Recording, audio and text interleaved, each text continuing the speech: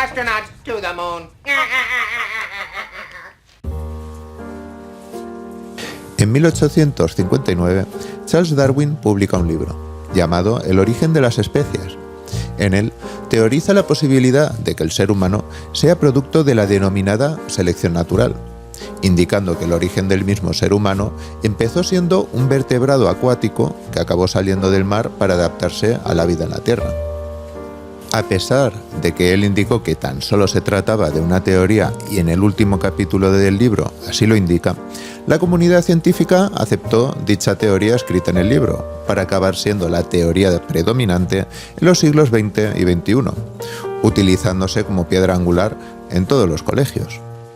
Aún así, hay algo que siempre ha llamado la atención, y es el hecho de que la propia composición genética del ser humano se puede analizar, copiar y pegar, como cualquier sistema de programación.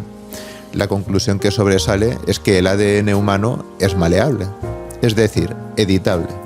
Y cabe hacerse esta pregunta: ¿quién ha hecho nuestro ser que pueda ser editable? ¿También el azar de la evolución? Si bien el primate del cual supuestamente desciende el ser humano es el chimpancé, y este está compuesto por 48 cromosomas, ¿por qué el ser humano tiene 46? Teniendo el cromosoma número 2 y 3 fusionados. Mirando la ciencia oficial, informan que el ADN del cocodrilo, por ejemplo, sigue siendo supuestamente desde la época del dinosaurio el mismo dibujo y con el mismo número de cromosomas. Si tal como informan el ser humano es posterior a la época del dinosaurio y descendiente del chimpancé, ¿cómo ha fusionado cromosomas si el cocodrilo sigue teniendo el mismo dibujo genético desde mucho antes? Además, si realmente fuera descendiente del chimpancé, ¿por qué sus órganos no son compatibles con los del ser humano? Porque podemos ver que hay ciertas compatibilidades con órganos, por ejemplo, como las del cerdo, que pueden funcionar con el ser humano. Bajo la teoría de la evolución, debería ser el chimpancé el más compatible, ya que este es supuestamente su relativo más cercano. La respuesta es simple, porque el chimpancé ha convivido con el ser humano y no hay relación directa. Y además, si así fuera, deberían haber ciertas partes de la evolución estancadas de este primate a la vista de cualquiera, al igual que sucede con el propio chimpancé, que supuestamente no ha evolucionado. Está claro que hay algo o alguien que ha estado jugando genéticamente con las especies. Además, como el ser humano tiene el poder de raciocinio, vemos otra vez que la esfera para esta granja genética es necesaria, ya que en el caso de saber el ser humano del infinito del plano o del domo, seguiría más allá. En cambio, la esfera sirve como método de resignación y aceptación.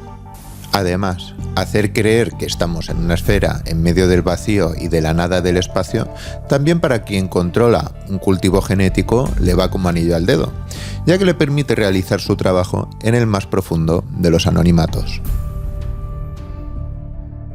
Otra pregunta que se debería de hacer es acerca de por qué no hay una civilización que jamás toma el mando del mundo y jamás prevalece esta sobre el resto para siempre.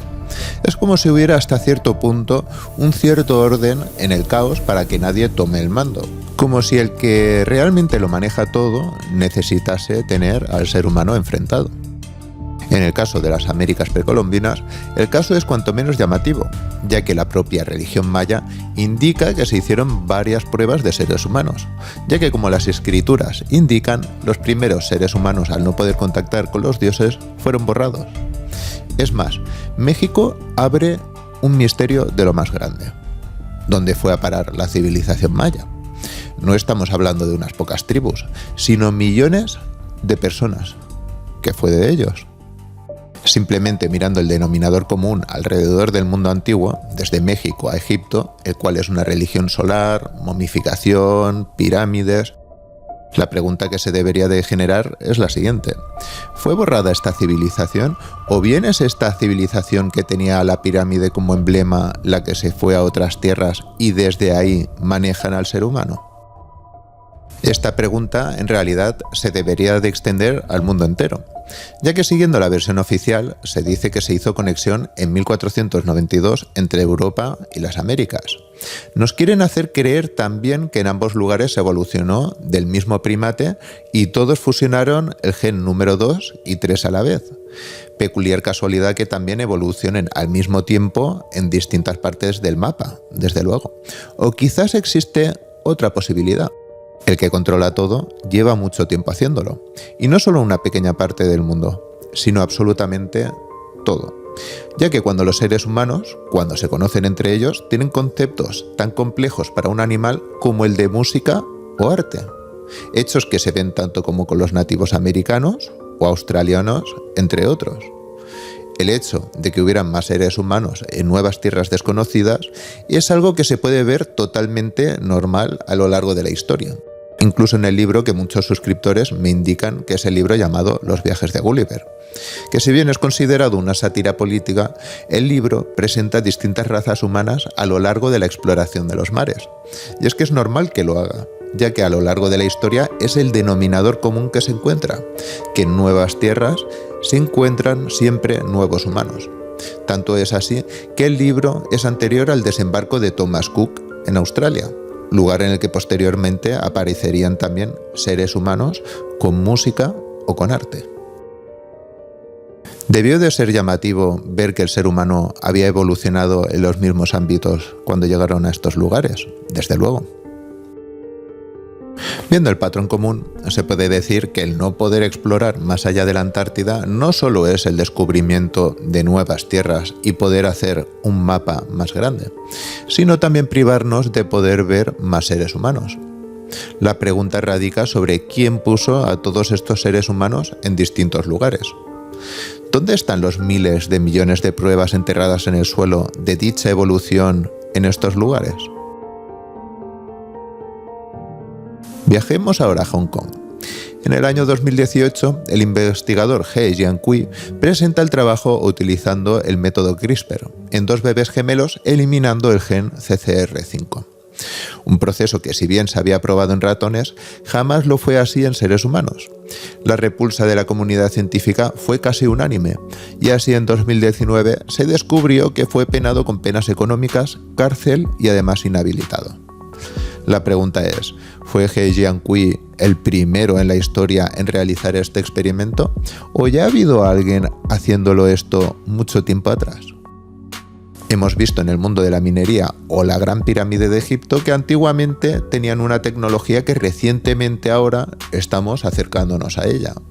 Si en el conocimiento en cuanto al lado genético también estaban más avanzados, es lógico pensar que nosotros somos producto de ellos. O bien nos han dejado en una zona designada donde poder realizar sus pruebas sin siquiera nosotros saberlo. Es decir, en un Gran Hermano, los participantes saben que están siendo observados. Pero, ¿y si nosotros lo estamos, pero sin saberlo desde que somos pequeños? Curioso cuanto menos es que el logo de Gran Hermano sea un ojo que todo lo ve, desde luego. ¿Es un enorme campo de pruebas este mundo en el que vivimos? ¿Una enorme placa de Petri? ¿Puede haber interés en moldear un componente genético y preservar otro? Para ello vamos a volar al sur de Europa, ya que en la península ibérica fue poblada tanto por íberos, romanos y árabes. Pero antes de todos ellos, y manteniéndose a todas estas incursiones, estuvo el País Vasco como denominador común. Tanto es así que el vascuence es anterior incluso al latín. Y es que el origen del País Vasco siempre estuvo rodeado de un aire de misterio. En este canal hemos revisado la relación que hay entre la tribu Sami, la Navidad y los rituales de la Manita Muscaria. Curiosamente, el haplotipo V, o sea, el dibujo genético entre los Sami y los vascos, es literalmente el mismo.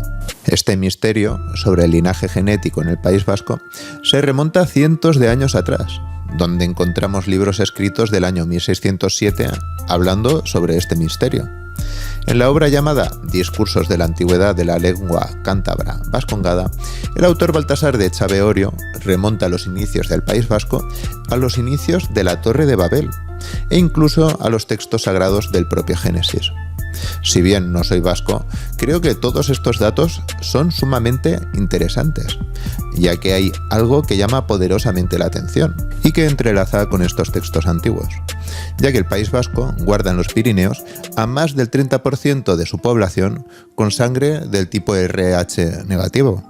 Y esta peculiaridad es muy importante, ya que, por ejemplo, una mujer embarazada con RH negativo se le puede dar el caso de que si el bebé es RH positivo, la propia madre puede generar anticuerpos contra el mismo. Es como si de alguna forma el dibujo genético quisiera preservar algunas formas genéticas autoprotegiéndose. De hecho, la sangre de tipo RH negativo no existe de forma natural en África, y tampoco la hubo en el norte, centro o Sudamérica, hasta la llegada de los mismos portadores de RH negativo a estos lugares. Sea quien sea el creador, parece que hace distintas razas más moldeables que otras. Otro gran misterio que surge de las profundidades es sobre qué es lo que sucedió en las Américas, y no en Centroamérica como hemos visto antes con la desaparición de la civilización maya, sino en Argentina, ya que quien fuese cronista de Magallanes, Antonio Pigafetta, escribió las crónicas de dicho viaje que se descubrieron gigantes de hasta 3 metros de altura en el sur de Argentina. El nombre que le dieron a estos seres fueron la de Patagones, y por ende dando nombre a la Patagonia argentina. A pesar de ello, la historia trata estos avistamientos como si fuera tan solo una ensoñación de Antonio Pigafetta, como si las crónicas de la historia de Magallanes fuesen fiables, pero no la de los gigantes que en las mismas crónicas habitan. Como si alguien quisiera ocultar la existencia de los seres originales, que en este caso eran gigantes, que habitaron esta zona. Y es que, además, aunque quieran escribir la historia tapando y borrando ciertos puntos, el caso de los gigantes de la Patagonia, que dieron nombre a esta zona, fueron avistados varias veces por muchos navegantes, dejando claro que la historia de los patagones no fue una simple ensoñación. Por ejemplo, en 1590, Anthony Naibet indicó que vieron en esta zona gigantes de hasta 3,7 metros. También en 1590, William Adams también afirmó haberlos visto mientras navegaba en un barco holandés. Parece evidente que la existencia quedó más que ratificada con todos estos relatos, y tanto es así que John Byron y toda su tripulación, tras avistarlos de nuevo en 1766, afirmaron al ejército inglés de su existencia. De hecho, el secretario de la Sociedad Real Británica realizó un escrito a la Academia de Ciencias francesa donde indicó literalmente que la existencia de gigantes estaba confirmada.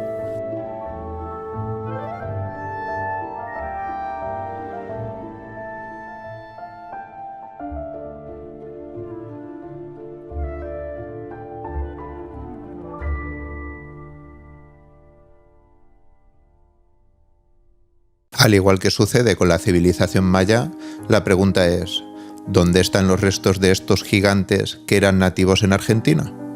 Y si se ocultan dichos registros, ¿quién los oculta? Para resolver este misterio, viajaremos ahora a Norteamérica, al oeste de Virginia, ya que la llamada Smithsonian Institution muchas veces ha sido relacionada con la destrucción de restos sobre gigantes. A pesar de ello, Reuters, que básicamente se puede decir que entrega la información a todos los grandes mass media a nivel mundial, indicó que todas estas afirmaciones eran satíricas y además antiguas. Sin embargo, han aparecido recientemente registros indicando que en 1883, en el Valle de los Gigantes, en Charleston, la Smithsonian Institution estuvo desenterrando lo que es comúnmente llamado como Indian Mound, un montículo donde habían varios cuerpos de gigantes dispuestos de forma circular, y uno de ellos en el centro que no solo se llevaron, sino que accidentalmente el que estaba en el centro le destrozaron los restos del cráneo debido a la excavación. Poco después, excavaron un total de 50 montículos iguales, pero de forma más sigilosa en torno al poblado. Además, todos estos reportes eran habituales hasta el año 1920. A partir de esa época, empezó la era de la negación hasta hoy día. Si estos datos sobre los gigantes que se indican son erróneos y exageraciones, y estos investigadores no sabían lo que investigaban, ¿por qué no los muestran? Porque es más que evidente, por los registros que han quedado, que la Smithsonian Institute se adueñó de los restos por todos los datos que se detallan. Libro detallado que, por cierto, dejaré en la descripción. La ciencia y la historia no debería de temer ni a la pregunta ni a la investigación. Quizás lo que sucede es que hay un linaje parecido al de otra parte de las Américas, como por ejemplo en Perú, donde además también se encontraron cráneos alargados. Además es curioso el accidente en la excavación en Charleston, ya que el accidente precisamente recayó en el cráneo de la figura central. Y no olvidemos también que en Argentina también se habla de gigantes. El barrido y borrado no solo es el de unos huesos, sino el de los antepasados nativos americanos y con ello erosionando y mintiendo en los libros de historia. Si el ser humano es producto de la evolución de un chimpancé, ¿dónde están los millones de restos de dicha evolución del chimpancé? El famoso argumento de que hay un pequeño eslabón perdido es una de las más grandes mentiras de la historia, ya que se puede decir que la aparición del ser humano aparece básicamente de la nada con todo tipo de cultura, arte y música en todas las partes del mundo, y sin ningún rastro de miles de millones de esqueletos de chimpancés demostrando semejante evolución. Si el primer ser humano se originó en África y en África no hay sangre RH negativo, ¿de dónde evolucionó el humano con RH negativo? ¿Dónde están los restos y eslabón perdido de los mismos? La pregunta es obvia y simple. ¿Quién nos maneja? ¿Por qué los datos de antiguos periódicos que indican tierras más allá de nuestros mapas ya no se reflejan? ¿Por qué los datos de antiguos exploradores y antiguos artículos y periódicos hablando sobre gigantes tampoco se reflejan? Está claro, porque no solo se está reduciendo el mapa del lugar donde vivimos, sino también generando amnesia general en nuestra historia. Sea como fuere, lo que sí está claro es que hay alguien al mando del seguimiento de las distintas razas del ser humano, y que no tiene reparo alguno en borrar civilizaciones y volver a empezar, ya que es el denominador común que se encuentra a lo largo de la historia. Además, viendo la tecnología antigua en construcciones, conocimiento astronómico e incluso cultura, se puede llegar a decir que más que evolución hay una involución humana, y que cada vez queda más obvio que es dirigido y no fruto del azar. Quizás cuando el ser humano realmente despierte y se dé cuenta que no está en una pelota giratoria en medio del vacío del espacio, el propio ser humano pueda llegar a la puerta de la libertad, ya que, como dice el refrán, la verdad nos hará libre. Sin más, no quería despedirme sin antes saludar a todos los miembros de mi canal por siempre apoyarme. Un fuerte abrazo a todos y hasta el siguiente vídeo.